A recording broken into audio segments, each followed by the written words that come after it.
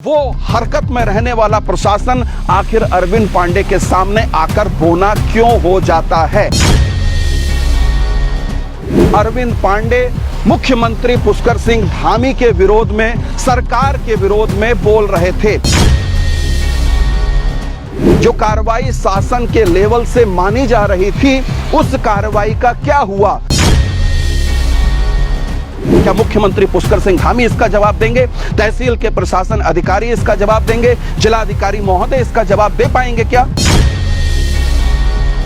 क्या माना जाए, ये अरविंद पांडे का अपना राजनीतिक प्रभाव है, उनकी अपनी दबंगई है। सरकार बैकफुट पर आ गई है, सरकार बोनी नजर आ रही है। सरकार आखिर नरम क्यों पड़ गई? 19 जनवरी को जिस हड़बड़ाहट में, जिस तेजी में और जिस आक्रामक तरीके से तहसील के प्रशासन के अधिकारी कर्मचारी यहां पर नोटिस लेकर पहुंचते हैं और विधायक अरविंद पांडे की गैर मौजूदगी में उनके पुत्र अतुल पांडे उस नोटिस को स्वीकार करते हैं, ना सिर्फ वो अपने हाथों में लेते हैं बल्कि सीने से चिपका लेते हैं।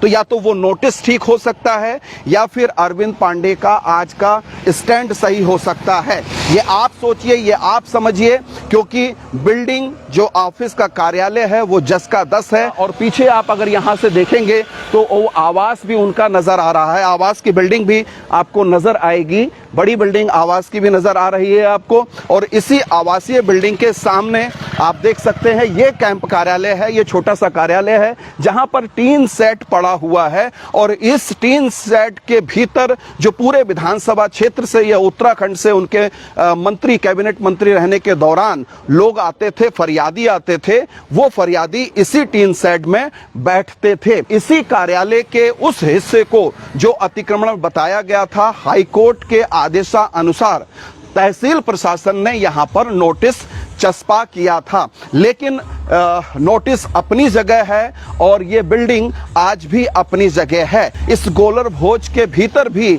आपने ठंडा नाला का वो प्रकरण देखा होगा जहां पर बरसों से, कई दशकों से काबिज, जबकि गोलर भोज का बोर जलाशय और हरिपुरा जलाशय बना है, तब से वो लोग यहां पर रहते थे और उन गुलर भोज के ठंडा नाला के मुस्लिम समुदायों के ऊपर एक शॉर्ट नोटिस देकर भी उनकी झुग्गी झोपड़ियां उजाड़ दी गई थी। तो वो हरकत में रहने वाला प्रशासन आखिर अरविंद पांडे के सामने आकर बोना क्यों हो जाता है? माना यह जा रहा है सत्ता के गलियारे में कि अरविंद पांडे ने ये नोटिस आने के बावजूद भी अपनी जुबान बंद नहीं की, उन्होंने बोलना बंद नहीं किया। सुखवंत किसान आत्महत्या प्रकरण से वो मुखर होकर सत्ता के विरोध में बोल रहे थे। अरविंद पांडे मुख्यमंत्री पुष्कर सिंह धामी के विरोध में, सरकार के विरोध में बोल रहे थे। ये बोलना उनका नया नहीं है, बल्कि पिछले 2-3 साल से लगातार। और जब ये निकाय चुनाव हुए थे 2025 में जनवरी में, उसके बाद वो काफी मुखर हुए थे। उन्होंने तराई की खून से लाल होती हुई सड़कों का मसला भी उठाया था, अवैध खनन और ओवरलोड डंपरों के मसले भी उठाए थे। उन्होंने माफियाओं के या असरदार लोगों के या अपराधी लोगों के संगठन के भीतर प्रवेश को लेकर भी मामला उठाया था। इसके अलावा उन्होंने जो रजिस्ट्रियां बंद हैं यहां पर तमाम सारी तहसीलों में और खासतौर पे गदरपुर विधानसभा क्षेत्र के अंतर्गत तमाम सारी रजिस्ट्रियां बंद हैं जिससे आम लोग परेशान हो रहे हैं, ये मसला भी उन्होंने उठाया था। अपनी सरकार को, अपने मुख्यमंत्री को घेरने का काम अरविंद पांडे का पुराना है। और शायद इसी तनातनी में, क्योंकि आप सब लोग बेहतर से जानते हैं कि अरविंद पांडे की जो तनातनी है माननीय मुख्यमंत्री पुष्कर सिंह धामी से सीधे है और उसका विरोध वो यहां पर गदरपुर में भारतीय जनता पार्टी के प्रदेश मंत्री गुंजन सुखीजा जी के रूप में झेल रहे हैं। आपने देखा होगा कि छह के पूर्व विधायक राजेश शुक्ला, उन्होंने भी मुखालफत खुल के की थी अरविंद पांडे की। रुद्रपुर के मेयर विकास शर्मा हो या फिर काशीपुर के मेयर दीपक बाली हो, इसके अलावा भी तमाम सारे भारतीय जनता पार्टी के नेताओं ने, जनप्रतिनिधियों ने खुल के मुखालफत की थी अरविंद पांडे की। लेकिन ये सारा पूरा का पूरा वाकया 1 महीने पुराना हो गया है। आखिर वो पूरा का पूरा विरोध गया कहां? वो नोटिस गया कहां?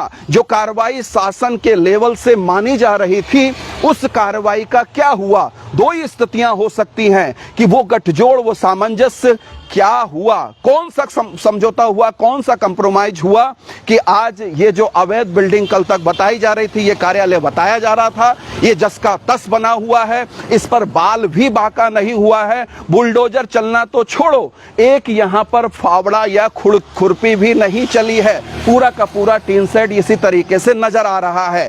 क्या माना जाए, ये अरविंद पांडे का अपना राजनीतिक प्रभाव है, उनकी अपनी दबंगई है, या अपने स्टाइल में राजनीति को अंजाम देने का तरीका है कि सरकार बैकफुट पर आ गई है, सरकार बोनी नजर आ रही है, सरकार आखिर नरम क्यों पड़ गई? मुख्यमंत्री पुष्कर सिंह धामी से अरविंद पांडे का जो 36 का आंकड़ा था वो शांत क्यों हो गया? इस बीच आपने देखा होगा कि सूबे के पूर्व मुख्यमंत्री त्रिवेंद्र सिंह रावत खुल के स्टेटमेंट दे चुके हैं अरविंद पांडे के समर्थन में। उन्होंने स्पष्ट कहा कि अरविंद पांडे पुराने स्वयंसेवी हैं।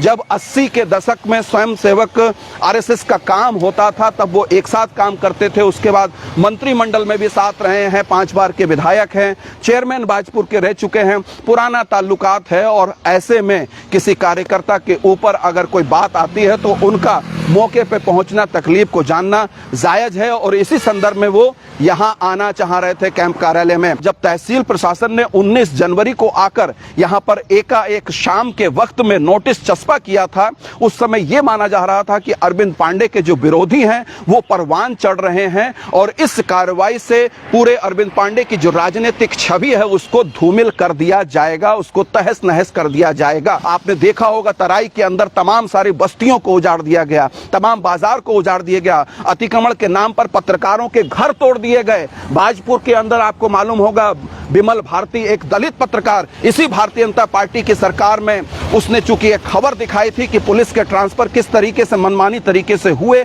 और वो पुलिस के अधिकारी एक ही जगह पर बार बार क्यों आगे गए, बिना नोटिस के 11 नवंबर को यह खबर दिखाई जाती है और 13 नवंबर को बिना नोटिस के, बिना किसी पूर्व सूचना के तहसील प्रशासन पहुंचता है, पीडब्ल्यूडी के कर्मचारी पहुंचते हैं और पुलिस पहुंचती है, उस पत्रकार के, उस दलित पत्रकार के मकान को तोड़ दिया जाता है, उसकी सीढ़ी तोड़ दी जाती है और उसके साथ अमानवीय बर्ताव होता है, उस पर मुकदमा दर्ज कर दिया जाता है। ये दोहरे मापदंड है इस सरकार के, ये दोहरे मापदंड है इस नियम कानून के। मेरा सवाल ये है कि अगर अरविंद पांडे ठीक थे, अरविंद पांडे की ये बिल्डिंग ठीक थी, तो उन्हें बदनाम करने के लिए वो नोटिस क्यों जारी किया गया? और अगर अरविंद पांडे का ये कार्यालय, इसका एक हिस्सा सही नहीं था, तो फिर आज तक समय अवधि पूरी होने के बाद इस पर बुलडोजर क्यों नहीं चला है? इसका जवाब कौन देगा? क्या मुख्यमंत्री पुष्कर सिंह धामी इसका जवाब देंगे?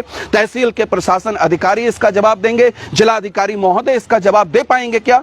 बहुत सारे सवाल हैं। एक साफ तौर पर दिखता है कि आम जनता, गरीब जनता के लिए अलग नियम कानून है और राजनेताओं के लिए, असरदार लोगों के लिए अलग राजनेता हैं, और राजनीतिक विषाद में, राजनीतिक सत्ता के दबाव में और राजनीतिक षड्यंत्र के चलते सिर्फ और सिर्फ जनता पिसती है, चाहे वो फिर किसी की भी पार्टी का, किसी भी नेता का झंडा लेकर क्यों ना चल रही हो। और जनता को यह जानने का अधिकार है कि सही कौन है, गलत कौन है। क्या यहां अतिक्रमण नहीं है तो प्रशासन को यह साफ करना चाहिए फिर वो नोटिस क्यों दिया गया। 5 बार के विधायक हैं, कैबिनेट मंत्री रह चुके हैं, इतना बड़ा राजनीतिक अनुभव है अरविंद पांडे का, वो चेयरमैन रह चुके हैं बाजपुर के लिए, 40 साल से ज्यादा का उनका राजनीतिक सफर हो चुका है। तो इतने दिग्गज नेता को अगर बदनाम करने के लिए झूठा नोटिस दबाव में दिया गया था सरकार के, तो वो भी बेनकाब होना चाहिए। और अगर अरविंद पांडे का ये बिल्डिंग गलत है तो प्रशासनिक कार्रवाई आखिर क्यों नहीं हो पाई, ये जनता को पूछने का अधिकार है और इस सवाल का जवाब मिलना ही चाहिए। लेकिन लड़ाई अलग है, प्रतिस्पर्धा अलग है। मुझे पूरी उम्मीद है ना सरकार जवाब देगी, ना प्रशासन जवाब देगा। डंडा चलेगा प्रशासन का तो गरीबों पर चलेगा, आम लोगों पर चलेगा। नेता आएंगे, सरकार आएंगे, जाएंगी, आप उलझते रह जाइए जिंदाबाद और मुर्दाबाद में। ये दोहरे मापदंड इसी तरीके से दोहराए जाते रहेंगे। यही लोकतंत्र है और यही लोकतंत्र की एक नंगी तस्वीर है जिस पर आप अफसोस से ज्यादा और कुछ नहीं कर सकते हैं। बने रहिए अनसुनी आवाज के साथ। अनसुनी आवाज के फेसबुक पेज को फॉलो कीजिए, आप हमें यूट्यूब पर भी जरूर सब्सक्राइब कीजिए। नमस्कार। अगर ये वीडियो ठीक लगा हो तो ज्यादा से ज्यादा शेयर कीजिएगा, कमेंट करना मत भूलिए। शुक्रिया।